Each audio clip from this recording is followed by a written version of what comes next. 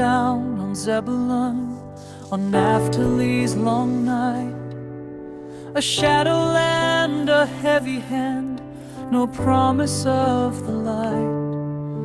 But those who walked in darkness, a rumor on the breeze, have seen a dawn begin to break, a vision through the trees.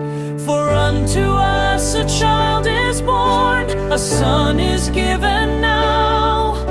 The government shall rest upon his wounded shoulder, and his name shall be called Wonderful,